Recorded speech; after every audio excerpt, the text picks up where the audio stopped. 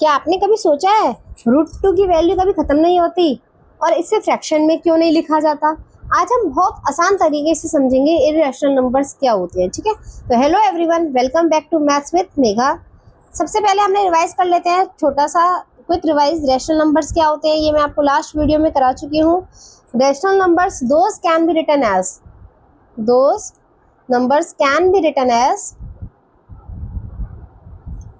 P by Q form where Q is not equal to 0। ठीक है, जिनको हम P by Q फॉर्म में फ्रैक्शन में लिख सकते हैं। ठीक है, जैसे एग्जांपल है आपके पास 2/5, 1/5, -1/5, कुछ भी 0, 3 को भी हम लिख सकते हैं 3/1। क्लियर है? तो ये सारे रैशनल नंबर होते हैं। अब आता है आपका main topic, irrational numbers. Irrational number simple से those numbers can not be written as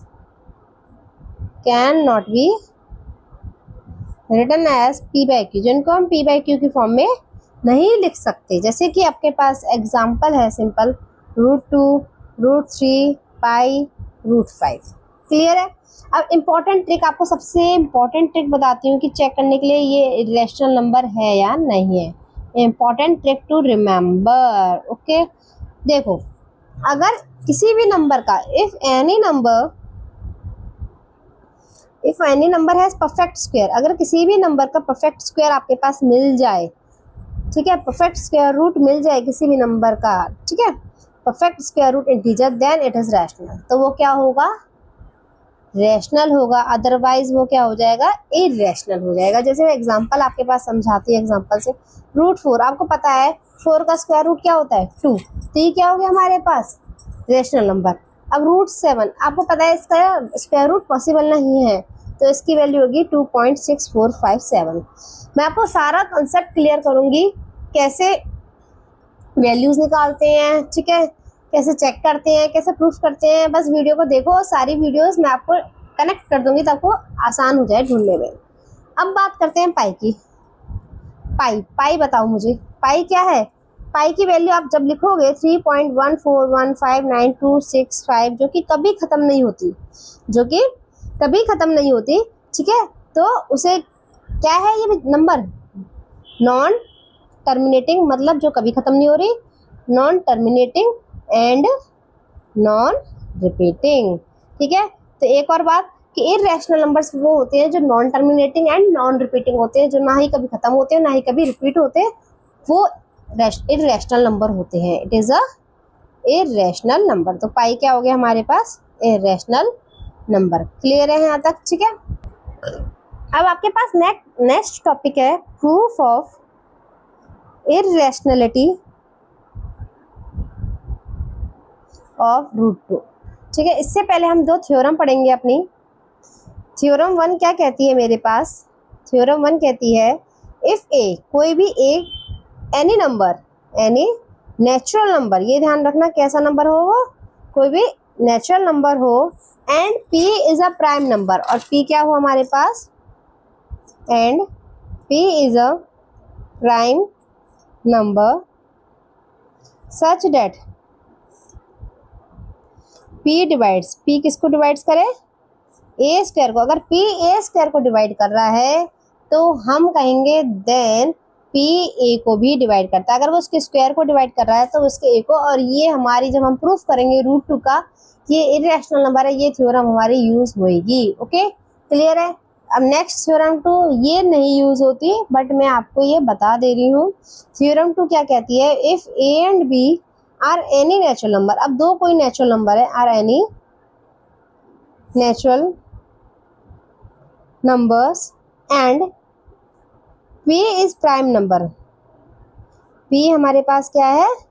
prime number है, सच डेट P डिवाइड्स, अगर P इनके प्रोडक्ट को, मतलब A B के मल्टीप्लाई को डिवाइड कर रहा है, देन P डिवाइड्स, तो P A को भी डिवाइड करेगा, या P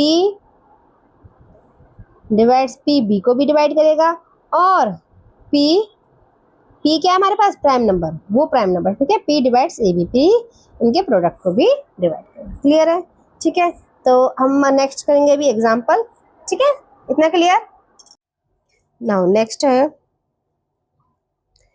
क्वेश्चन हमारे पास, proof that √2 is an irrational number.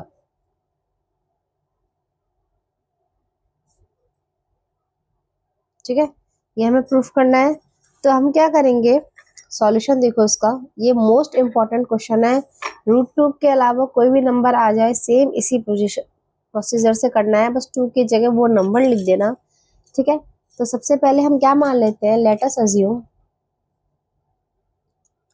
Assume date, हम मान के चलते हैं कि जो √2 है मेरा वो एक रैशनल नंबर है।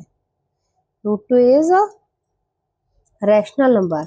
अब हमें पता है जब रैशनल नंबर है तो हम रैशनल नंबर्स को p/q की फॉर्म में लिख सकते हैं। इसका मतलब मैं √2 को p/q की फॉर्म में लिख सकती हूँ। जो p और q होते हैं वो मेरे इंटीजर से बिलोंग करते हैं, और मोस्ट इंपॉर्टेंट q 0 के इक्वल नहीं होना चाहिए। अगर 0 हो गया तो ये नॉट डिफाइंड हो जाएगा। ठीक है, और एक केस और कि p और q क्या होने चाहिए, को प्राइम। को प्राइम क्या होता है, जिनका कॉमन फैक्टर्स 1 हो। ठीक है, ठीक है, have no common factor other than 1, जिनका कोई भी कॉमन फैक्टर ना हो 1 को छोड़ के, उन नंबर्स को हम को प्राइम कहते हैं। अब क्यू इधर मल्टीप्लाई में चला जाएगा तो ये आपके पास हो जाएगा q√2 is equal to p। अब हम क्या करेंगे, स्क्वायरिंग बोथ साइड, तो ये हो जाएगा आपके पास q√2 का square is equal to p square, that is 2q square is equal to p square. ठीक है, तो q square is equal to ये आपके पास क्या आ गया, p स्क्वायर बाई 2। तो हम कह सकते हैं ये 2 क्या कर रहा है, p स्क्वायर को डिवाइड, 2 डिवाइड्स p स्क्वायर। तो हमने अभी थ्योरम पढ़ी थी, मैंने आपको थ्योरम कराई थी सबसे पहले। फर्स्ट थ्योरम यही थी कि कोई a नेचुरल नंबर है अगर और p प्राइम नंबर है कि सच डेट जो p है वो a स्क्वायर को डिवाइड करता है, तो वो p a को भी डिवाइड करेगा। तो सेम चीज हम यहाँ यूज करेंगे, अगर 2 डिवाइड्स कर रहा है p स्क्वायर को तो 2 डिवाइड करेगा p को भी। क्लियर है, बाय थ्योरम 1। क्लियर है। अब जब p 2 को डिवाइड कर रहा है, ठीक है, 2 p को डिवाइड कर रहा है तो कोई ना कोई आंसर मिलेगा आपके पास, मान लो c। ठीक है, कोई ना कोई आपको आंसर मिलेगा, तो मैं लिख सकती हूँ p इक्वल टू 2, यहाँ मल्टीप्लाई में चला गया 2c। मैंने क्या कर लिया, फिर से स्क्वायरिंग बोथ साइड, तो मेरे पास क्या हो जाएगा, p square is equal to 2c का whole square, p square is equal to 4c का स्क्वायर। ठीक है, अभी हमने उसमें करा था p स्क्वायर की मेरे पास वैल्यू थी, क्या थी, p स्क्वायर की value is equal to 2q square, last में करा था। तो ये हो जाएगा, वैल्यू पुट करो, 2q square is equal to 4c square. 2 से कैंसिल आउट 2 आया तो q square is equal to 2c square. 2 ये डिवाइड में चला गया, q square by 2 is equal to qc square. फिर से 2 divides q square, 2 divide q square, तो this imply 2 divides q। Again उसी थ्योरम से हमारे पास आ जाएगा 2 डिवाइड्स q। क्लियर है यहाँ तक। फिर हमने क्या देखा कि 10 p और q के 2 फैक्टर हो गए, 10 p and q have 2 as a common factor. ठीक है, 2 as a common factor, but this contradict the fact, that p and q are co-prime। भाई ये हमने माना था कि p और q को प्राइम होते हैं, बट कॉमन फैक्टर 2 आ गया तो ये बात गलत हो गई, तो इसका मतलब हमने गलत माना था। सो √2 is a rational number. Clear है, समझ में आया कैसे प्रूफ करना है, ये पेपर में आता है, बहुत जरूरी है। बस कोई भी नंबर आ जाए, √3 √5 कुछ भी आ जाए, जहाँ 2 है वहां आपको 3 करना है, सेम इस प्रोसीजर से। आगे चलते हैं, नेक्स्ट हमारे पास नेक्स्ट टॉपिक है हमारे पास decimal expansion of real numbers. Clear, कुछ नहीं है, सिंपल आपके पास एग्जांपल है, 13/50 को आपको डिवाइड करना है। तो जब आप डिवाइड करोगे इसको डेसिमल फॉर्म में, आपको सिंपल आता है, 50 को 13 से नहीं जाएगा, तो मैंने पॉइंट लगा के एक 0 उतार लिया, फिर किस पे गया, 2 पे, 100, रिमाइंडर कितना आ गया, 30। ठीक है, फिर 0 हम उतार सकते हैं, उसके बाद पॉइंट के बाद हमारे पास छूट होती है 0 उतारने की, फिर 6, ये कितना आ गया मेरे पास, 300। तो रिमाइंडर कितना आ गया 0। आंसर क्या आ गया इसका 0.26। ये जो डेसिमल एक्सपेंशन है ये कैसा है मेरे पास टर्मिनेटिंग।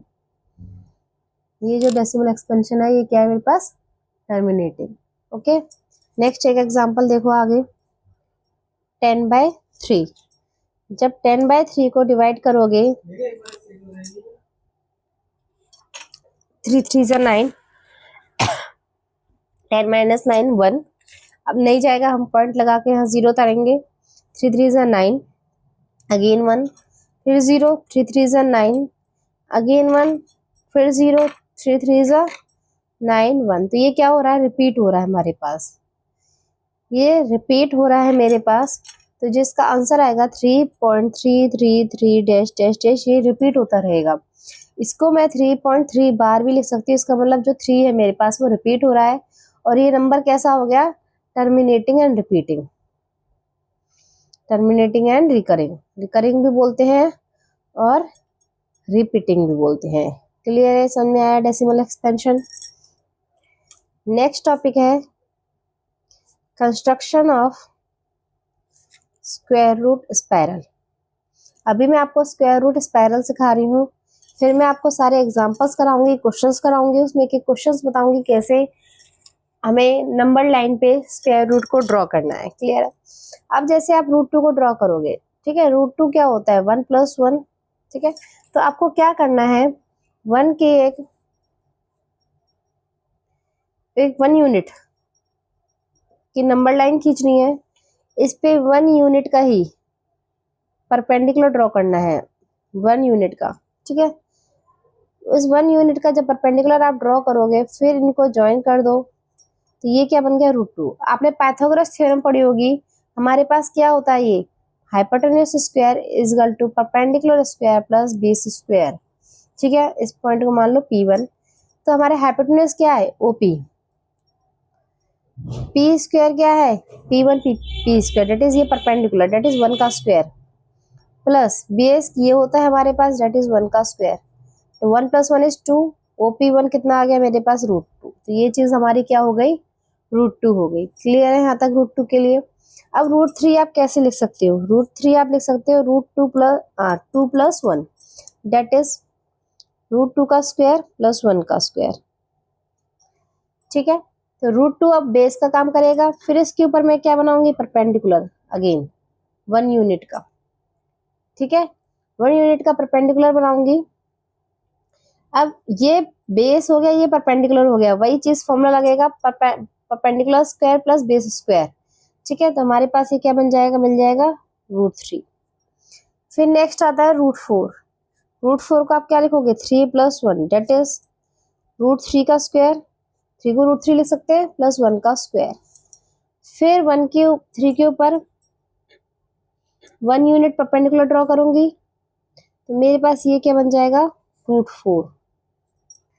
अगेन √5 4 + 1 डेट इज 2 का स्क्वायर प्लस 1 का स्क्वायर, ठीक है। तो क्या करेंगे वही सेम चीज इसके ऊपर फिर परपेंडिकुलर ड्रॉ करूंगी, ये मेरे पास बन जाएगा √5। क्लियर है। अगेन √6, इसको अगेन 5 + 1 लिखेंगे हम डेट इज √5 का स्क्वायर प्लस 1 का स्क्वायर। फिर इस पे 1 परपेंडिकुलर ड्रॉ करूंगी, ठीक है ना, ये बेस हो गया, ये हमारे पास क्या हो गया परपेंडिकुलर हो गया। तो हमारे पास ये चीज क्या मिल जाएगी हाइपोटेन्यूज √6। इसी तरह से हमारा बनता जाएगा, कुछ भी नहीं है, पॉइंट ले लो P1 P2 P3। √7 के लिए 6 + 1 फिर परपेंडिकुलर ड्रॉ करेंगे 1 यूनिट। आप D का यूज कर सकते हो परपेंडिकुलर ड्रॉ करने के लिए, और मैं आपको जब क्वेश्चंस कराऊंगी तो कंपास से पूरा प्रॉपर बताऊंगी कैसे हम इसको बनाते हैं नंबर लाइन पे। तो ये मेरे पास क्या बन गया √7। √8 के लिए अगेन 1, तो ये हो जाएगा मेरे पास √8, ठीक है। समझ में आया। इसी तरह से हमारा ये चल सकता है, आगे आगे लेना हो तो और देखो √9 √10, ठीक है। क्लियर है। तो ये हमारा टॉपिक अभी यहाँ खत्म होता है। अब इसके बाद मैं ML अग्रवाल के आपको सारे एग्जांपल्स कराऊंगी, एक एक एग्जाम्पल से एक एक कंसेप्ट आपको क्लियर हो जाएगा ठीक है, वीडियो अच्छी लगे तो लाइक करें, शेयर करें, सब्सक्राइब करें। Thank you.